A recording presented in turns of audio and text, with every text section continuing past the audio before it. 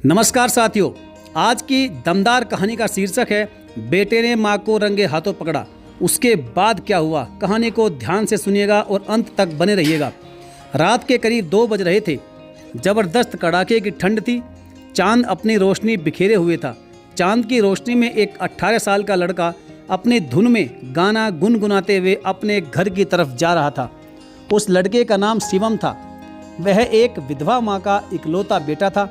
वह अपने घर की रोजी रोटी चलाने के लिए अपनी पढ़ाई लिखाई छोड़कर कारखाने में नौकरी करता था।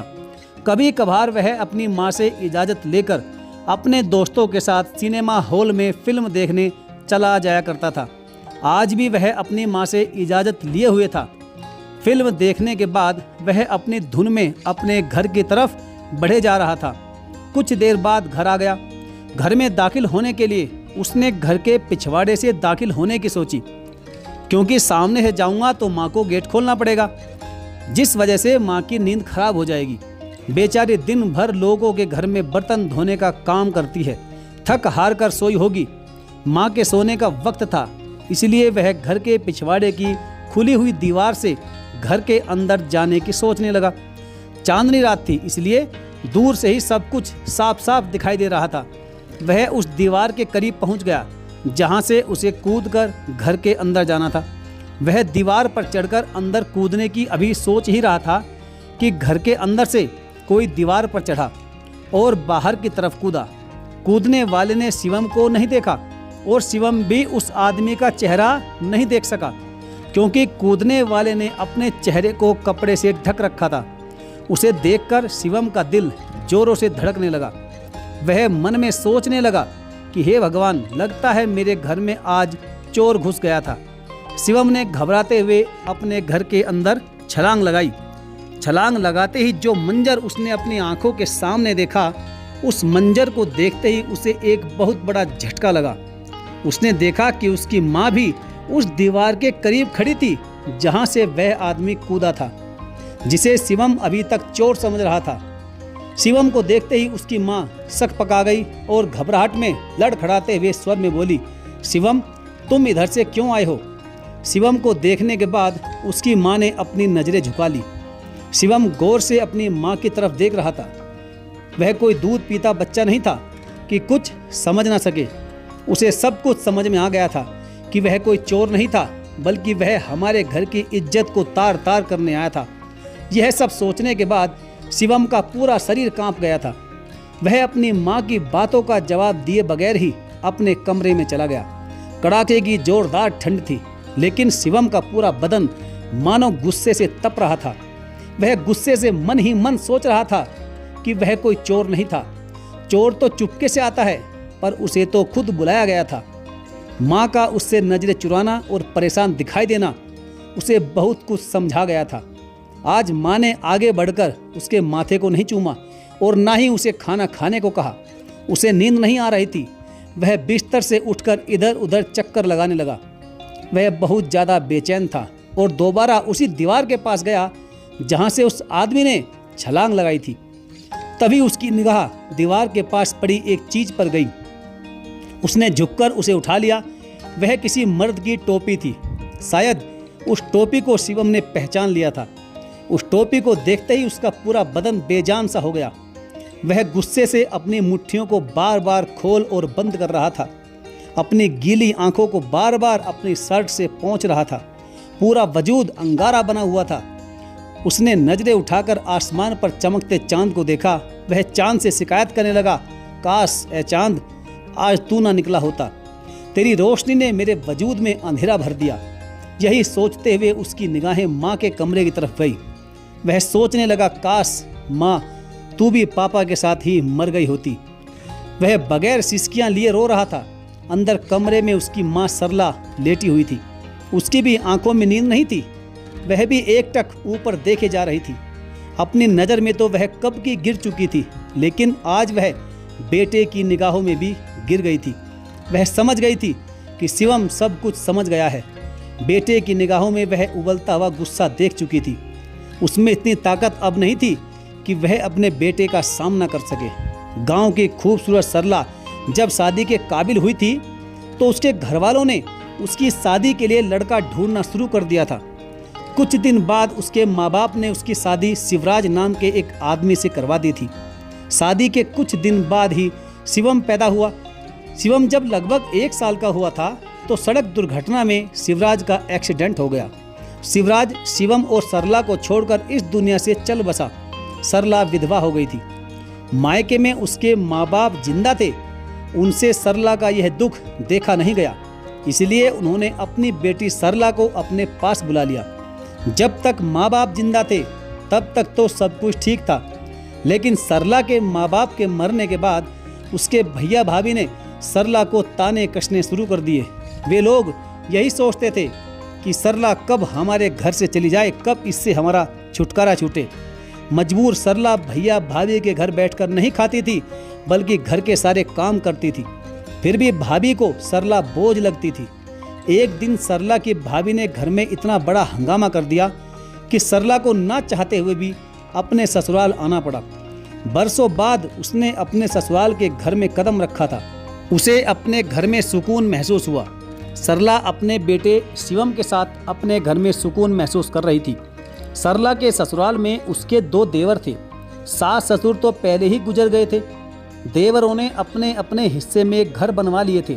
सरला का हिस्सा छोड़ दिया था, जो कि एक कच्चा मकान था। फिर भी सरला और उसका बेटा दोनों उस कच्चे मकान में सुकून से रहने लगे। लेकिन रोजी रोटी के लिए कुछ तो बंदोबस्त करना ही था। शिवम भी अभी बहुत छोटा था और सरला भी ज़्यादा पढ़ी लिखी नहीं थी, इसलिए वह लोगों के घर में बर्तन धोने का काम करने लगी। किसी तरह से उसकी रोजी रोटी चलने लगी और धीरे धीरे शिवम भी बड़ा होने लगा। लेकिन शिवम जब 12 साल का हुआ तो अचानक उसकी तबीयत खराब हो गई। उसके ऊपर एक और मुसीबतों का पहाड़ टूट पड़ा। डॉक्टर के पास गई तो डॉक्टर ने बच्चे के दिमाग में ब्रेन ट्यूमर होने की खबर दी। डॉक्टर बोला कि ऑपरेशन करना होगा, जिसके लिए 5 लाख रुपए की तत्काल आवश्यकता थी। अब इतने पैसे बेचारी सरला के पास तो थे नहीं, पर उसने अपने बच्चे की जान हर हाल में बचानी ही थी। इसलिए वह रोते बिलखते अपने उस मालिक के घर गई जिनके घर में वह बर्तन धोने जाया करती थी। रो रो कर अपने बच्चे की जिंदगी की भीख मांगने लगी और कहा कि मैं आपके घर की जिंदगी भर गुलामी करूंगी, बस आप मेरे बच्चे को बचा लीजिए। कहते हैं ना कि चाहे किसी के पास कितना भी धन हो, पर आज के ज़माने में कोई भी किसी को मुफ्त में पैसे नहीं देता। मालिक ने जब सरला की बात सुनी तो वह कुछ देर पहले सोचा। उसके बाद उसने कहा कि सरला, तुम्हें पैसे तो मिल जाएंगे, लेकिन उसके बदले में तुम्हें मेरा एक काम करना होगा।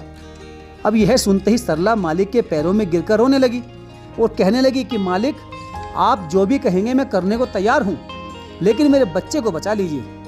मालिक ने सरला से कहा कि सरला, मुझे तुमसे ना तो काम करवाना है और ना ही अपने घर की गुलामी। मुझे तुमसे ऐसी चीज़ चाहिए जो कोई भी औरत उस चीज़ को देने से पहले 1000 बार सोचती है। सरला रोते गिड़गिड़ाते हुए बोली, मालिक, मैं एक भी बार नहीं सोचूंगी, बस आप फरमाइए तो सही, ऐसी क्या चीज़ है। उसके मालिक ने कहा, सरला, वह चीज़ तुम हो। मुझे तुम हर उस रात खुश करोगी जब मैं चाहूँगा। क्या ऐसा तुम्हें मंजूर है? अपने मालिक की शर्त सुनने के बाद सरला का कलेजा दहल गया। वह बड़ी सोच विचार में पड़ गई। वह ना तो हाँ कहना चाहती थी और ना ही ना, क्योंकि 5 लाख उसके लिए बहुत ज़रूरी थे।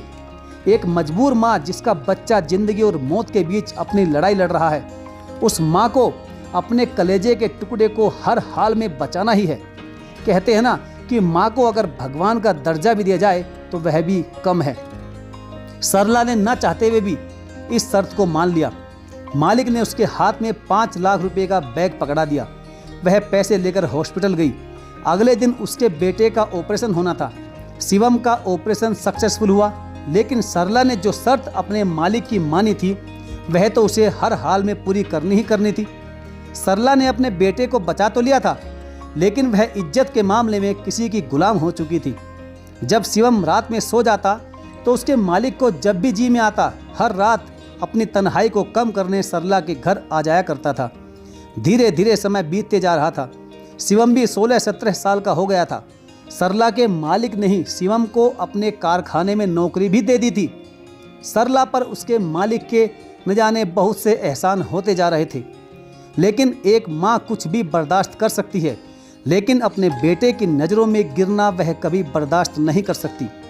एक दिन सरला ने अपने मालिक से कहा कि साहब, अब मेरा बेटा बड़ा हो गया है, अब मैं यह सब नहीं कर सकती।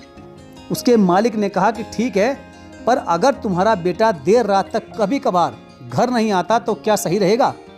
सरला ने ना चाहते हुए भी इस बात में सहमति जता दी। शिवम कभी कभी देर रात तक कारखाने में काम करता था या फिर कभी कभी वह अपने दोस्तों के साथ फिल्म देखने चले जाता। आज वही दिन था जब शिवम फिल्म देखकर देर रात अपने घर लौटा था, पर उसने जो देखा उसके लिए वह बहुत बड़ा झटका था। अब तो जो होना था सो हो गया था। पूरी रात शिवम ने सोचने में ही निकाल दी। उसे रात भर नींद नहीं आई। जब वह बिस्तर से उठकर अपनी माँ के कमरे की तरफ गया तो देखा कि दरवाज़ा खुला हुआ है और माँ फंदे से लटकी हुई थी और उसके हाथ में एक लेटर भी था।